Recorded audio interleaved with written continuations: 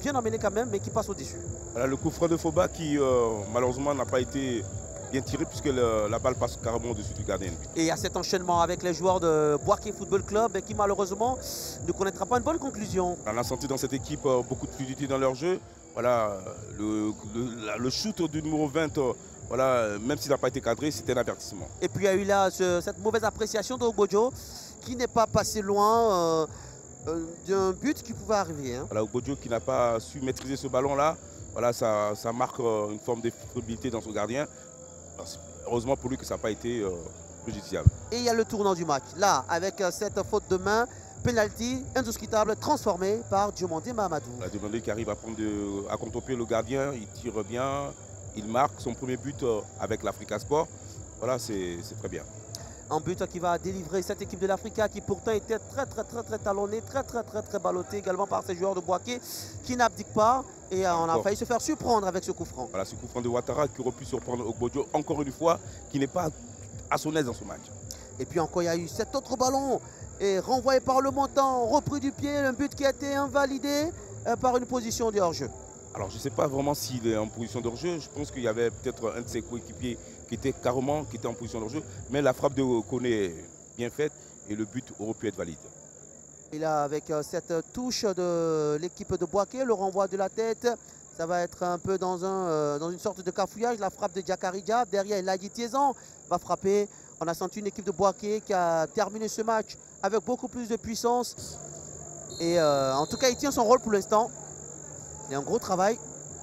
Attention, hein, il frappe bien. Nakanaba s'est enroulé. Attention, ça sera mal apprécié. Il y aura une intervention derrière. Est-ce que la rencontre...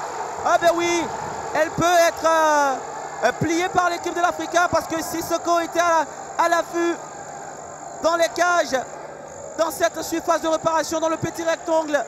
Et c'est lui qui va propulser ce ballon, renvoyé par le portier Sidi Balo.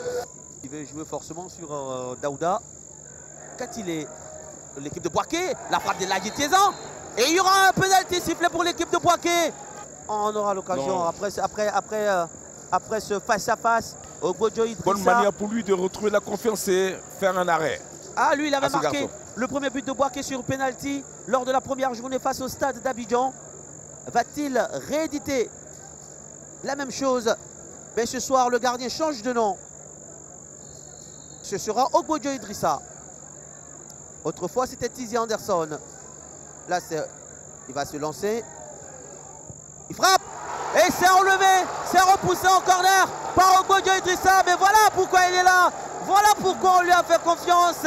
Ogbojo Idrissa. Les deux équipes ne pourront pas avoir 6 points. Voici tous les résultats de cette deuxième journée. Victoire 2-1 du FC San Pedro face au stade d'Abidjan. L'Africa Sport qui vient de s'imposer face à la formation de Boaké 2-0. Victoire 2-1 de la FAD face au Sioué. 2-0 de l'Asie face à la SOA. 1-0 pour Moussou face à la Estanda. Et puis à 0-0, il y a eu 0-0 entre le Sporting Club de Gagnoa et l'USC Bassam. Et justement, on va regarder l'influence que ces différents résultats ont eu sur le classement. Et bien l'Africa, on l'a dit, est en tête de ce championnat avec 6 points et bien sûr avec le résultat de la FAD d'Abidjan, et bien 6 points également pour l'équipe de la FAD. Donc ça sera très serré, mais l'Africa peut se réjouir également de ce 2-0 marqué face à Boaké Football Club. Et dans le fond du tableau, attention au stade d'Abidjan et au COE Sport de San Pedro. Attention à ces deux équipes-là qui font un très mauvais début des saisons.